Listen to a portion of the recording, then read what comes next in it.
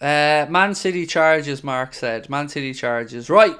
I do have a little bit on the Manchester City charges because there was a very good article that was written about this, and it's actually, ironically, on the Mail.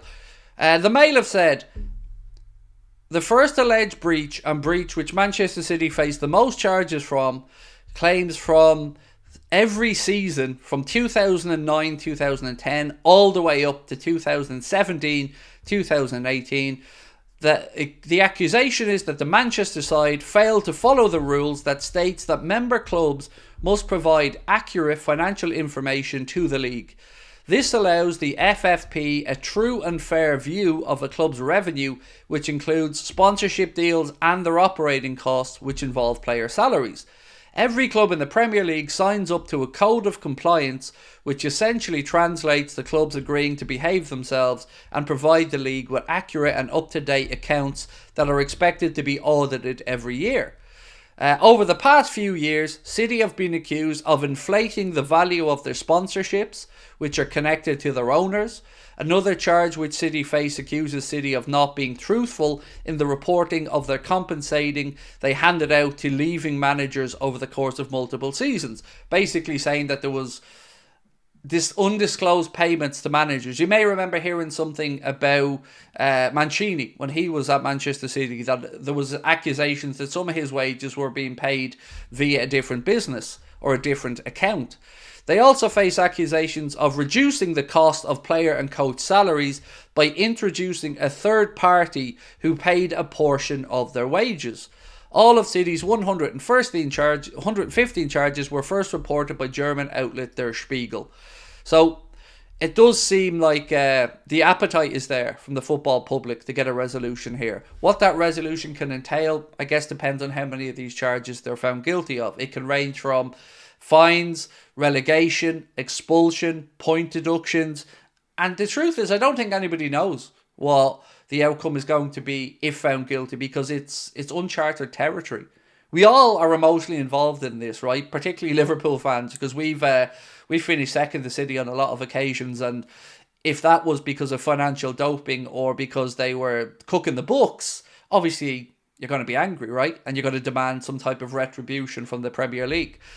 So I just want an end to it at this point. Whatever the outcome is going to be, and I certainly have my own hopes and beliefs of what I think it should be, but either way, it's taken the piss now that we're looking at seasons going all the way back to 2009. Think about that. Since 2009 right to now, everything has potentially been a little bit dodgy. The numbers have been massaged. The reporting has been false with regard to their finances. These are the accusations. So from 2009, that's 15 years.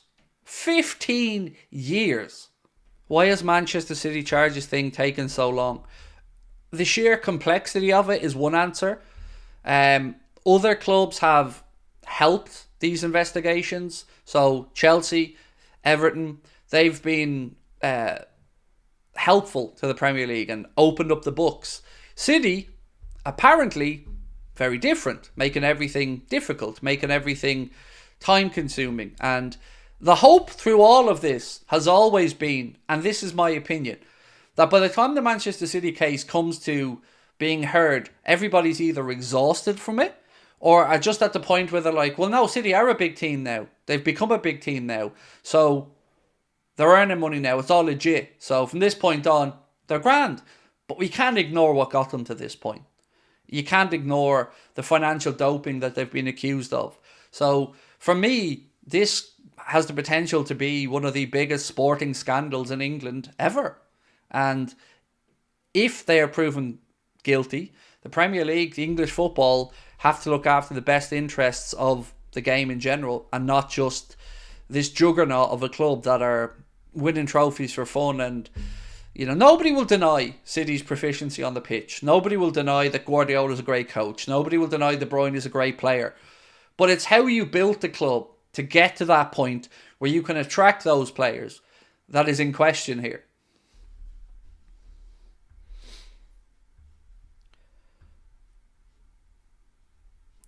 Our defence have been abysmal recently, said N. Yusko said last year we lost 6 home games in a row.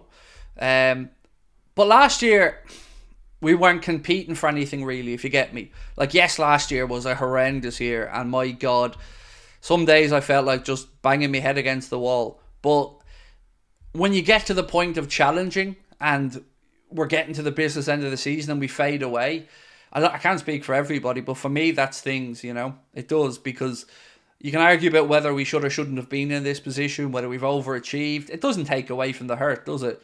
When, you're looking at a potential for every trophy at one point. As unrealistic as that is, to now look at it and think, our season could be over. We could be kind of just treading water right now. If we don't get through against Atalanta and City just keep winning games, we'll end up with a Carabao Cup. And like I said before, that's going to feel like an anticlimax, because I know the year we won the domestic double and lost the Champions League final and finished second in the league, I can't lie, that felt like an anticlimax to me, because you want one of the big ones. And I said at the start of the campaign, I'm going to say it now, if we don't finish the season with a league title or a Europa League, it's going to feel like an anticlimax. What's your real outcome of the City charges? Honestly, I feel comfortable talking about the fact that I think they cheated. I feel comfortable talking about the fact that I think I'm fairly educated on the fact that I think they cheated. But what I don't feel comfortable doing is talking about the punishment, because I honestly have no understanding of what that punishment will or could be. There's a wide range of things that it could be, but I don't know what's realistic to expect. If you ask me, I'm a vindictive person. I think if you're proven to have cheated and denied that cheating all the way through, the book should be thrown at you. And relegation. Ironically, the people who are going to suffer in this most will probably be the Manchester City fans. And it wasn't them who did these deeds, if they're proven. Some of them may have turned a blind eye to it, but I can understand that to some extent as well. They're football fans wanting the best for their football club, and success is nice. Nobody doesn't like seeing their team winning trophies. So I guess it's easy to maybe either turn a blind eye to these things or not really care about them. So I totally understand the point for Manchester City's fans. But for me, it's simple. If you put your hands up in the air and say, yeah, you caught me, fair enough, I made a mistake, you caught me, and make it easy and admit what you've done wrong, I think that should mitigate the punishment. It shouldn't excuse the behaviour, but it should mitigate the punishment. If you had every opportunity of going, didn't do it, making it difficult to investigate, and then you're still found guilty, you deserve nobody to go easy on you. You deserve the harshest possible punishment, because you spat in the face of every other club, every other set of fans, every other sporting director, CEO, player on the pitch. You absolutely looked after yourself and stuck 2 fingers up to the rest of English football. So that's why I feel so strongly about it. But I don't know what the punishment should be. I would like to see them fined into oblivion where they don't exist, but that's probably not fair either. Do you know how difficult it's been for me on a personal level over these last 4 or 5 years, talking about Man City constantly and being ridiculed or told, oh, here we go again, Man City stuff. I don't know how anybody can't look at the Man City situation and in the same breath say, I love football, I care about football, but I want City to win the league. Come on now. If you profess to care about the game, you want what's best for the game. So yeah, I don't know what the punishment might be, but I know that I want them punished severely if they're found to have committed those charges or committed those offences they've been charged with.